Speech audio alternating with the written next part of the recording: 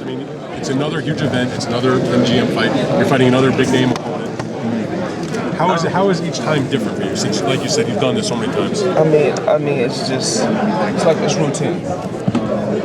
It's to the point to where basically it's just a routine, but you know, the fighter is not the same fighter, so you train different. You know, as far as doing press conferences and dealing with the media, of course. I mean, that's basically the same, but the opponent is different, and you always, each and every time out, you always want to push yourself as far as you can push yourself. So how pumped up then are you for this fight? Let's say compared to, I don't know, Hatton or the last fight you had. I'm ready. I just say I'm in tremendous shape. I worked hard this camp. I worked hard, very, very hard this camp, very hard.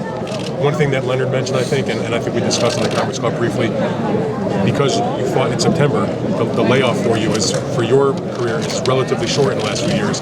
That is what has made you, why he's saying that the sharpness is just amazing. Can you speak to that? I just think it's all the good work that I had, that I brought to the boxing gym. So much good solid work. 160 pounders, strong 154 pounders, 68 pounders, and so I think it was a strong, solid work, that I brought to training camp to prepare for this fight. But you're still kind of in shape from a boxing sense relative to your other fights because you are fighting in a short period of time. Is that part of it all? Well, I mean, it's like not 16 months off, like before. I mean, not really 16 months off, but it's more like I think it's like I got to go to the gym. Okay, then I got to go to the gym. But once I get there, it takes me a while to get all my stuff on. But once I get dressed and I get going, I'm gonna work.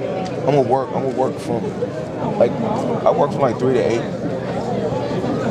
3 in the afternoon to 8 at night at the boxing gym. And sometimes I just sit in there and just work on my craft and I move around the ring after my, basically my hard training day is over. I sit around the ring and just work on my art. One of the ways that he's saying that, or people have suggested that he should attack you, is body attack. How many times have you heard that in your career? I think numerous times. I mean, I think that, even like, I think it's, me myself, I don't overlook no guy. I don't overlook no guy. I can't say what he do bad right now. I can't say what he do good. I got to answer that after the fight is over May 5th. But he have done something right thus far to get to this level. I can't say that. I know that Oscar had said that he was going to use that. Shane had implied that he was going to use body attack. In those two fights, at least, it never materialized. Do you see him as having any more? Because I think it looks easy on the outside. It looks easy on the outside.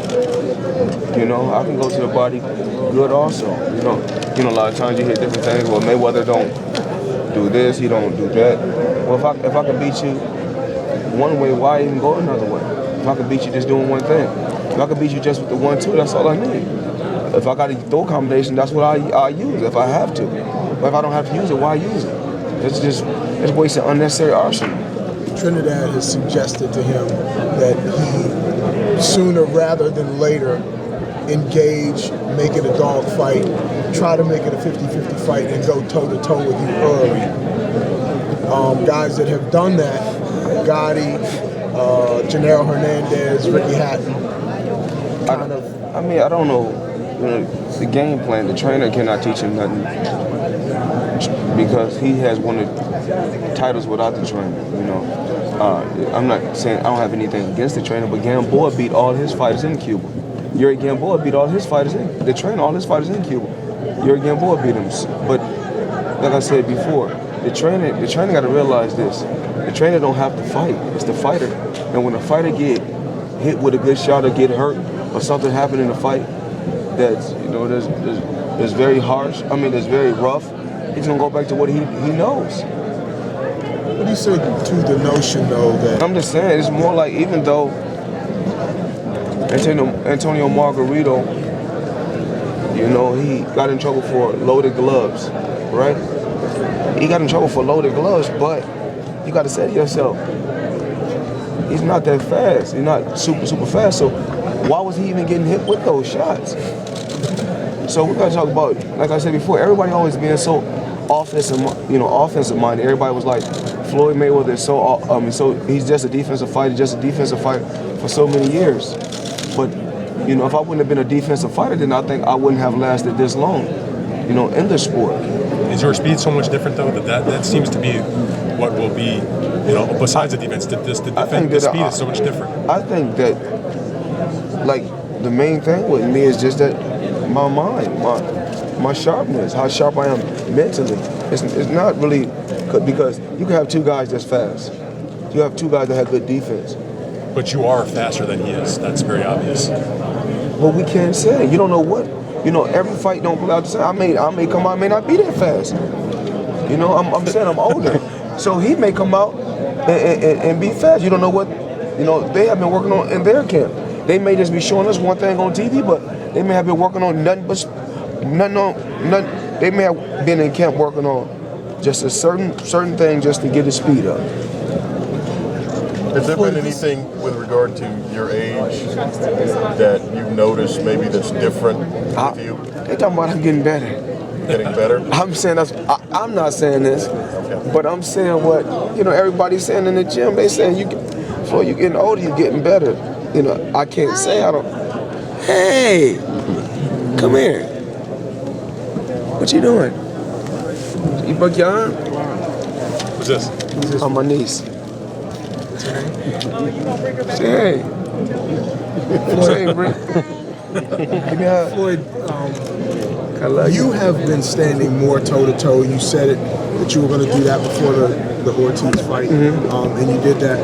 Would you almost prefer that Cotto stand toe-to-toe with you?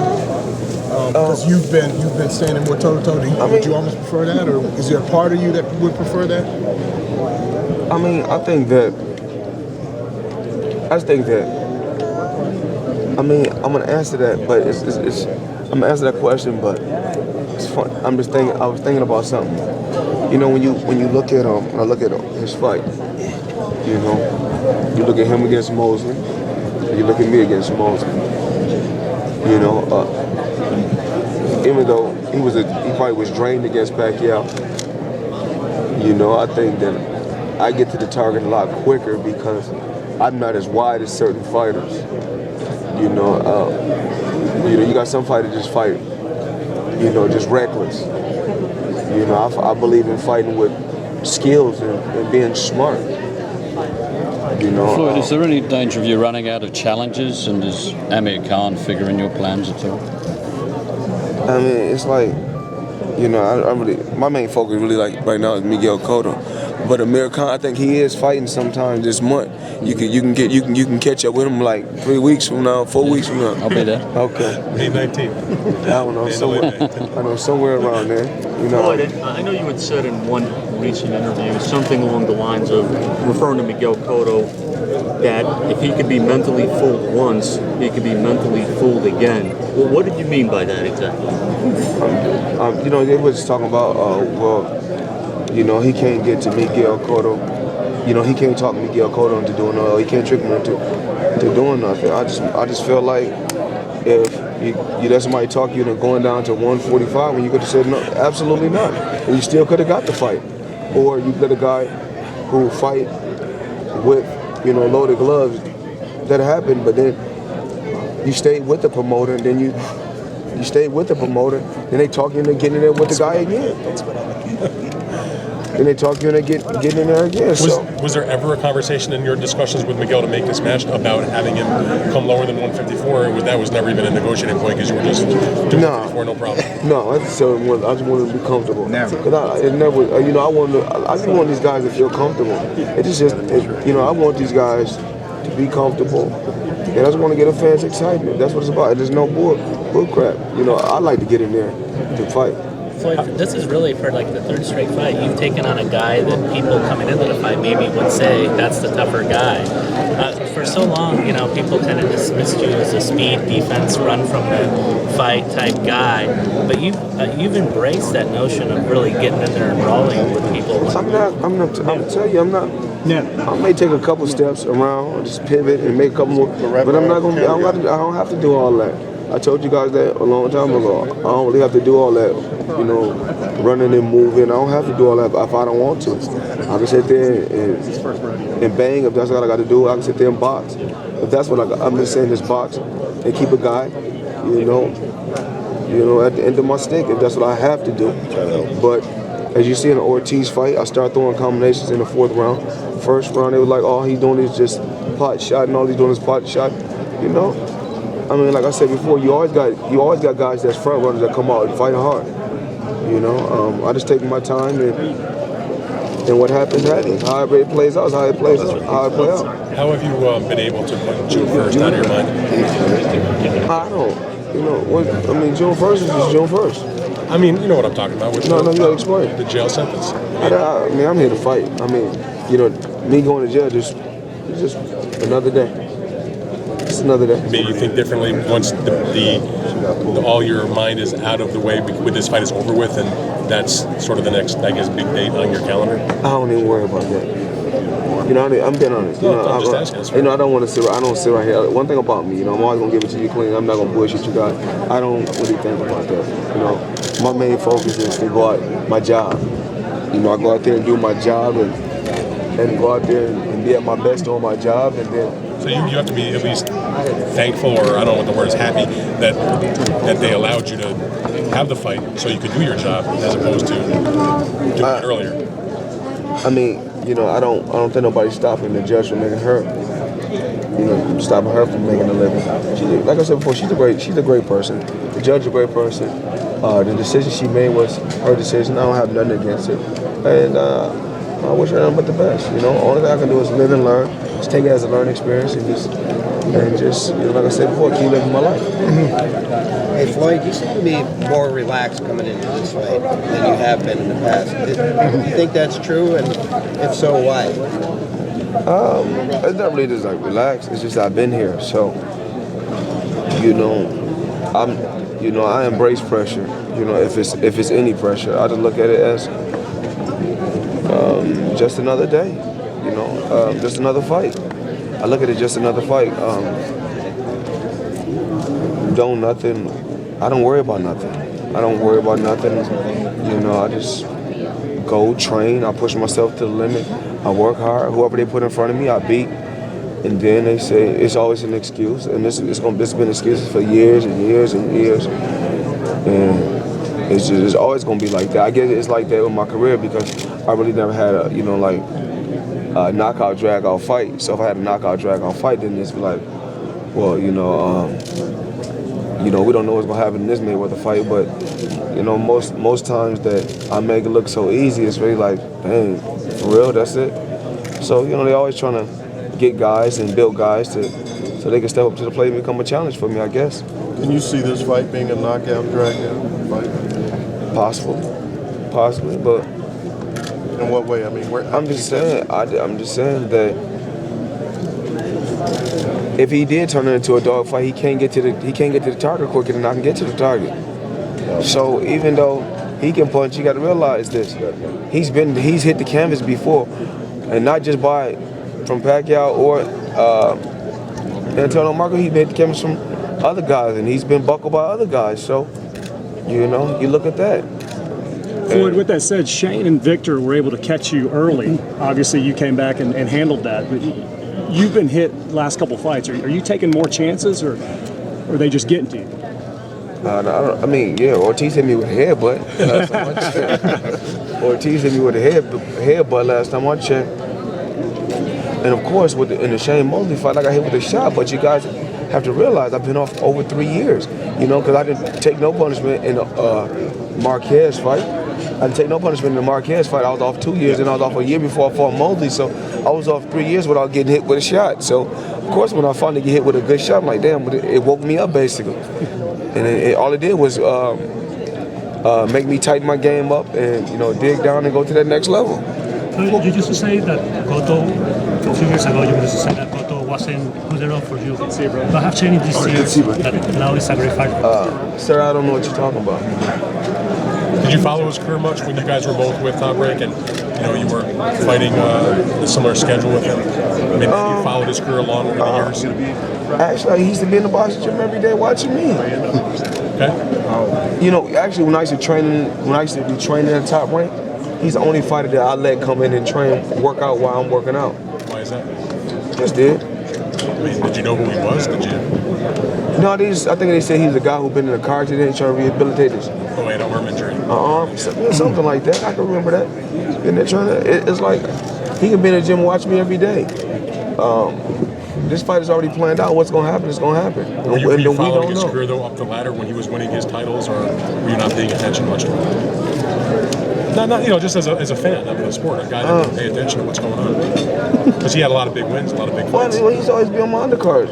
You know, I didn't used to watch him. You know, probably if I was in the back and it was on the TV, of course I'm gonna watch the fight a little bit because he's be on my undercard. You know, Top Rank. You know, ultimate goal was to like if Floyd was to leave, then he's next in line. So that's why we never probably faced each other. Floyd, do you have any strategy? Again, references fights with Diego Corrales, Gotti, Gennaro Hernandez, Ricky Hatton. Those were exciting fights, guys that came after you. Can you share what those fights had in common and what maybe would you envision possibly that kind of a fight? I think Tim referenced that. I can't really say what type of fight this is. You know, I don't really watch tapes of guys, but I'm saying like, you know, you got guys that bruise a lot. Every time I see Cotto in a fight, there's marks here, marks there, blood here, blood there. And, you know, like I said, boxing is wear and tear on your body.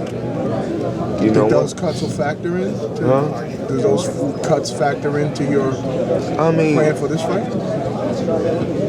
No, I'm going straight to dictate the pace from the beginning. You know, that's my ultimate goal, is to get in there and be in control from the opening bell. You know, I'm not going to waste no time. You know, they say he a slow starter. Well, you know, I'm ready now. If the fight was today, they can give us a gear. I don't got to move. I'm ready.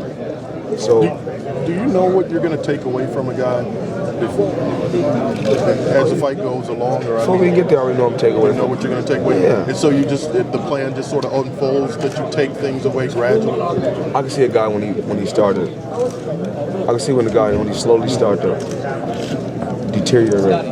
I can see it. When you think I started throwing combinations in the Ortiz fight in the fourth round, I can see I can slowly see each round. I see him. I said, I know what I'm gonna do. I said, I'm gonna sit down, I'm gonna go right to him, let him punch hard, I'm gonna catch it, I'm gonna turn certain ways to take power off the shots. And I went to him in the fourth round. I threw a couple shots. I could see that he was kind of deteriorating, so I said, now it's time to throw the combinations, and that's what I did. Floyd, what triggered the angry response yesterday to Dahlberg's question about Pacquiao at the end of your little... I wasn't angry, I wasn't mad. Just speaking my mind, just speaking my mind. I wasn't upset at all. You seemed agitated. Nah, not at all. I'm not mad at no one. And like I always say, when there's two fighters and you get to this level, there's no loser. You know, there's no loser when you get to this level. And that's the ultimate goal, is for the top fighters to meet each other. Somebody got to win, somebody got to lose when you get to this level. How much help has Gamboa been in the camp, coming from the Cuban amateur background and everything? Gamboa, he's a good friend of mine, good guy. You know, I like to see him when they put the Cuban music on. I like to see him dance. And then it's crazy that he can't really speak English that good. He can speak English a little bit, but I like some factors that when 50 Cent is around, he can rap all 50 Cent songs, but he can't speak English. I'd be like, oh, this is crazy. But I think, honestly speaking, you know, I think that,